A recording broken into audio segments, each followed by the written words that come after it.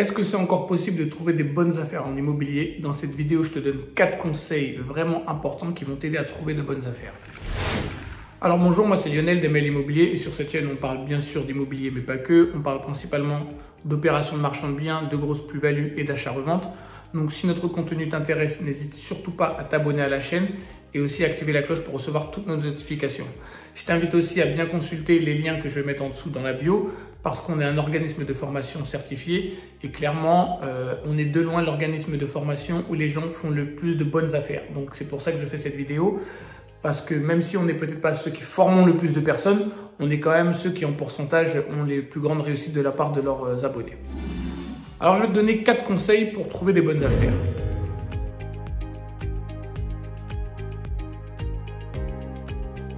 Premier conseil, qui va paraître peut-être bête, tous les conseils vont paraître bêtes d'ailleurs, mais c'est pas c'est vraiment les appliquer, c'est pas les écouter, c'est les appliquer.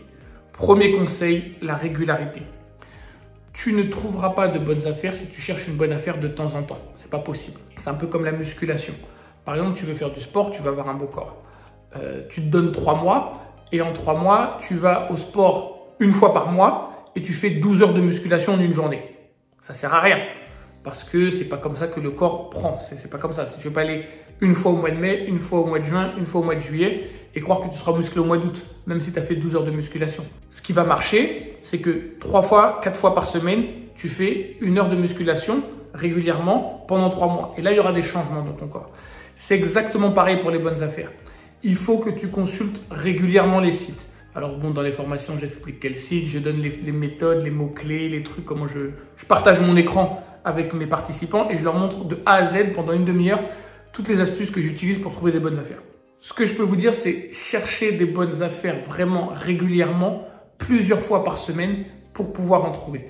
Les alertes, ça ne suffit pas. Il faut que tu cherches vraiment, que tu changes tes paramètres et autres tout le temps pour trouver de bonnes affaires. Ça, c'est le premier conseil.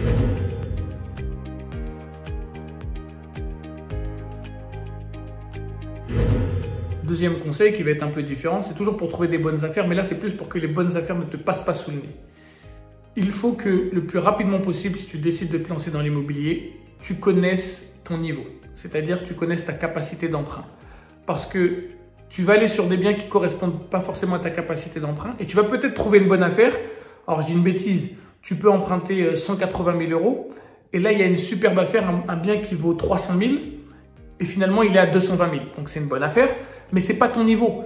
Et toi, tu ne le sais pas parce que tu ne connais pas ta capacité d'emprunt.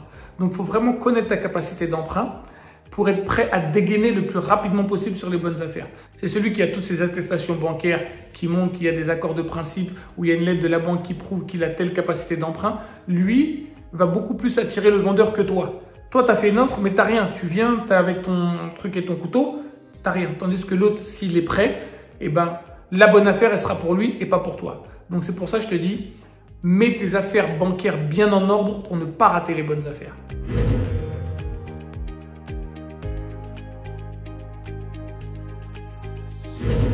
Troisième point, ne fais pas de bonnes affaires virtuelles. Ce que j'appelle les bonnes affaires virtuelles, c'est des gens qui sont là derrière leur ordinateur. Ils ne visitent rien. Ils ne visitent rien, rien de rien. D'ailleurs, si tu regardes cette vidéo, c'est bien. Regarde la vidéo jusqu'au bout. Mais il faut que tu appliques. Et il faut que tu te déplaces et que tu ailles visiter. Il y a des mecs qui voient plein de bonnes affaires sur Internet. Ils sont là toute la journée, ils tapent, ils vont sur les différents sites. Mais ils ne prennent pas leur téléphone pour aller voir les biens. Ils font leurs calculs dans leur tête, si ceci, si cela. Mais tant que tu n'as pas vu le bien, tant que tu ne l'as pas visité, tu ne peux pas vraiment voir la capacité ou le potentiel du bien pour pouvoir faire une bonne affaire.